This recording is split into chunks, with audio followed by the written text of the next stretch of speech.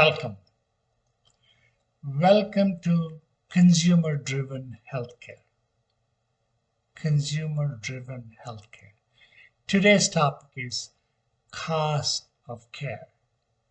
These are a series of topics I'll be talking about related to healthcare. Coming back to the cost of care, 90% of the doctors and hospitals have no idea what are the costs of their care. Hospitals use charge masters as a basis for negotiating prices with private insurers. Charge master schedules are not related to actual procedural costs. They are prices, not costs. Essentially, made up fees, folks, made up fees. Government insurance programs pay hospitals based on their artificial schedule, called DRG, Diagnostic Related Group. Doctors classify diseases based on ICD-10, so-called International Classification of Diseases. International Classification of Diseases. Doctors then charge fees based on CPT codes, which stands for Current Procedural Terminology. American Medical Association creates this procedural, so-called proprietary CPT fee schedule. Public has no input. Competition is irrelevant. And free market prices are ignored. CPT codes form the basis of federal Medicare payments to the doctors. They also form the basis of negotiated amounts paid to doctors for private insurance. Can you see now how the medical charges are rigged with insider terminology and self-dealing amounts they can charge? Yes. Did you know, for example, that doctors cannot charge you less than the Medicare? Do you know that?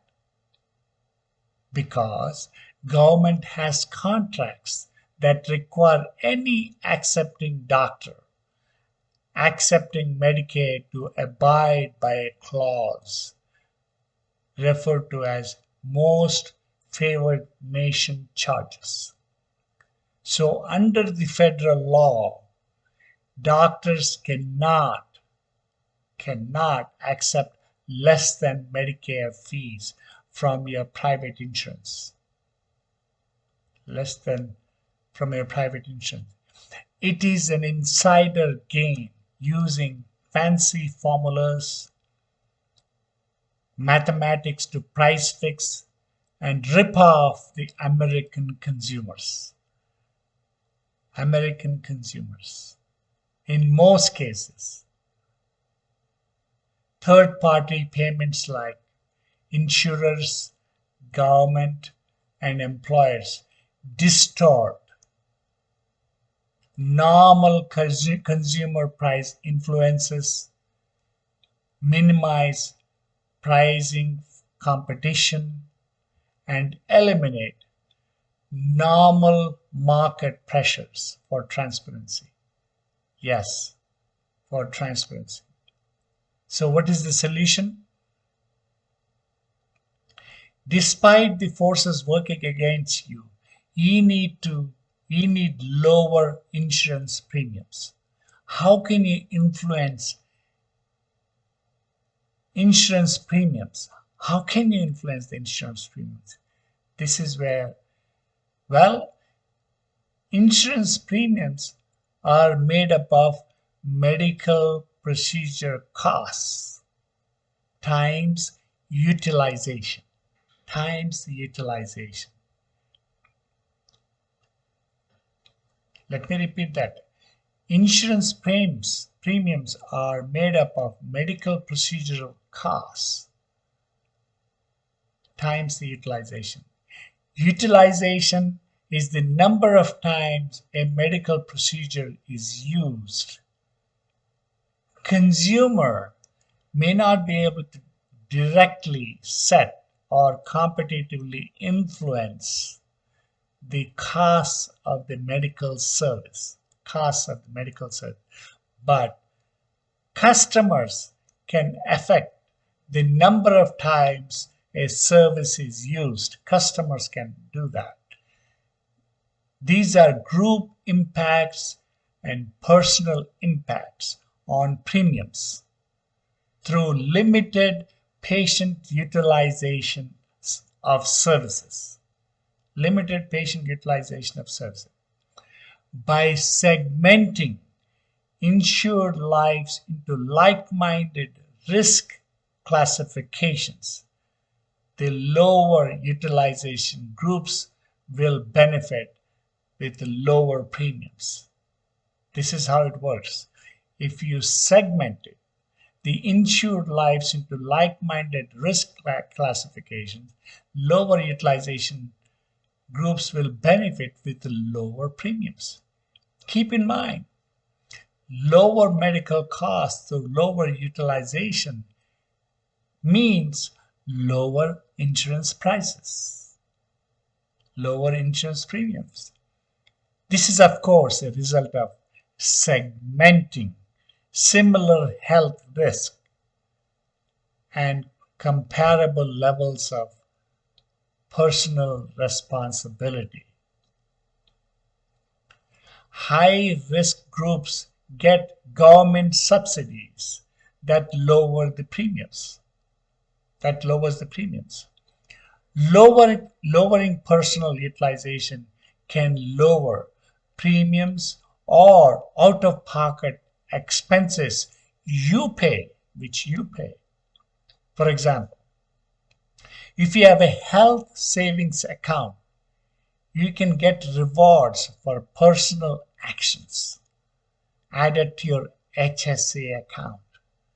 These dollars, based on personal actions and compliance, can lower premiums and offset plan cost sharing like deductibles, co-payments, and co-insurance that will be lowered. As a matter of fact, it will affect the deductibles, co-payments, and lower co-insurance through which you pay through your HSA. Lower insurance premiums are the real reason personalized health insurance uses risk segmentation as the basis of insurance. You have a right to purchase insurance associated with similar good or bad risks. Why? Because you should be able to share in saving created by the pool's lower utilization services. Here is how the pooling risks on the impaired health support plans will lower your insurance costs for everyone. As I have explained, personalized health insurance places individual and small group insurables into impaired health support plans. That means remaining insured are a pool of better risks with lower expected costs. Let's look into the cost distribution by the percentage of members and percentage of the costs. 1%, 1% of the members will be same or more than 20%. They contribute 20% of the cost. 1%, 1% of the population. Whereas 15% of the population will will have a 68% of the healthcare costs, where 50% of the so-called healthy group will have 95% lower costs, over 50%.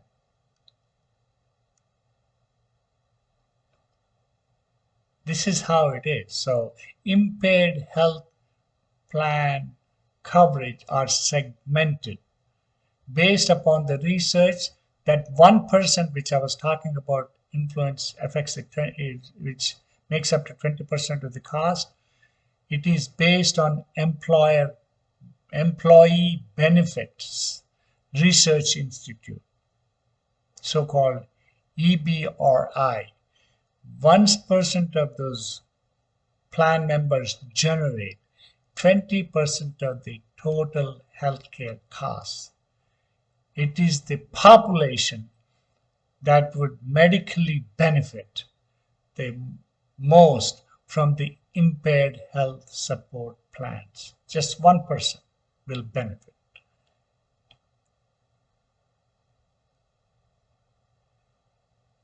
And this moving population to impaired health support coverage will lower individual policy and small group contract costs by a similar amount of 15 to 20%.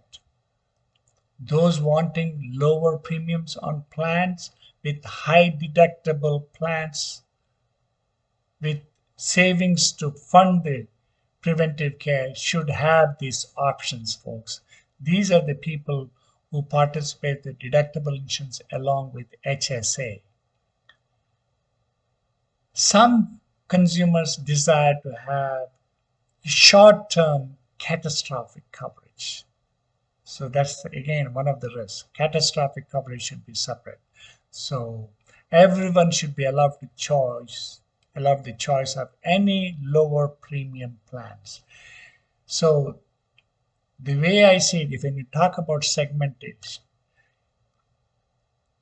well category, 50% of them, over 50% are in well category. Their premium should not be higher than average cost should be like $150 to $180 with a deductible plan, so they can put money aside into the health savings.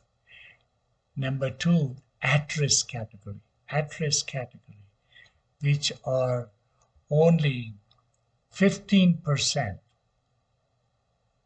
Actually, it's not even 15%. See, number three, the chronic illness category are 15%.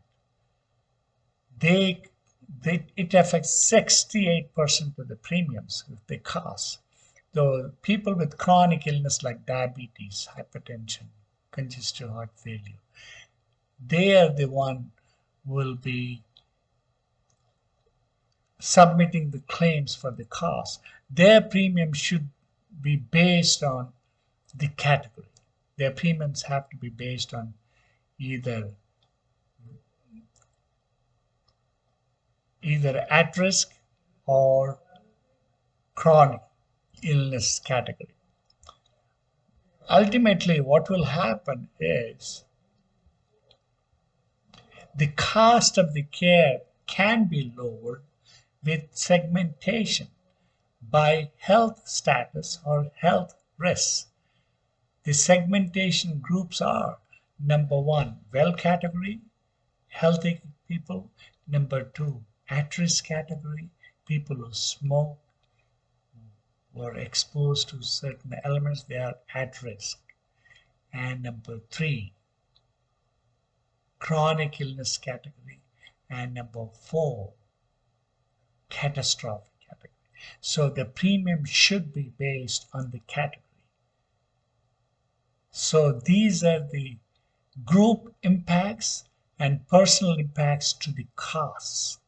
Group and personal changes, when you categorize group and personal changes in behaviors, can lower the use of medical services, lowers the cost of the care, and reduce premiums, and offset out-of-pocket costs, folks.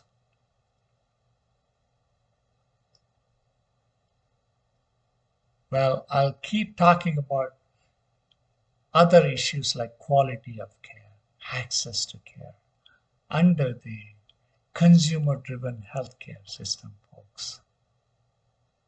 Thank you for listening.